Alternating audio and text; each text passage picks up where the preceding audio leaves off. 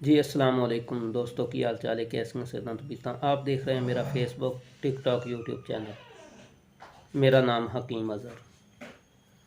दोस्तों, दो किस्म के लोग होंगे ने। एक वो होंगे ने जेड़े किसी दे माल ते खुश होंगे ने, अल्लाह पाक इनू ज़्यादा दिता तो होर ज़्यादा दे। कुछ वो होंगे ने जेड़े किसी दे माल ते हसद करते हैं कि इनू क्यों मिले है।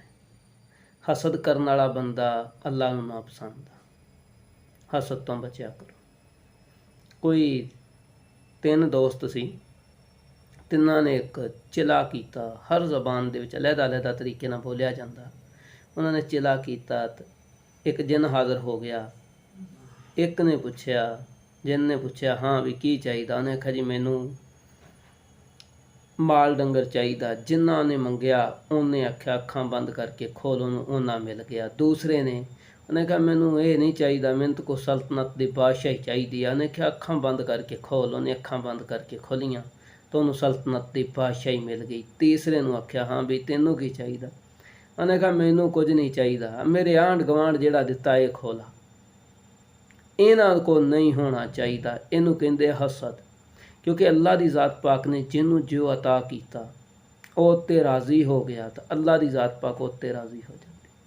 अल्लाह के दिते हुए थोड़े माल ते जिहड़ा राज़ी हो गया, अल्लाह पाक उहदे माल दे विच बरकत पा दिंदा, उहनूं ज़्यादा कर दिंदा। जिन्हें हसद किया भी मैनू दिता ते या नहीं दिता, ये दूसरियां को भी खोला, और खुद भी बर्बाद हो गया तो दूसरियां दा भी राह लै गया।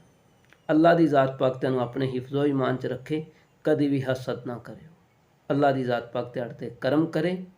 अगर किसी नूं किसी भी किस्म की कोई प्रॉब्लम हो, कोई भी मर्ज़ हो, अल्लाह की ज़ात पाक पहले दुआ है कि किसी नूं किसी किस्म की मर्ज़ लाए ना, रब सब नूं महफूज रखे। अगर किसी भी किस्म की कोई प्रॉब्लम हो, हकीम अज़हर मेरा नाम है। हकीम अज़हर देसी टोटके के नाम तो यूट्यूब चैनल है। आप मशवरा कर सकते हैं, मशवरा बिल्कुल फ्री है। जिस जगह पर आप बैठे उत्थे मशवरा करोगे, मशवरा मुफ्त दिता जाएगा।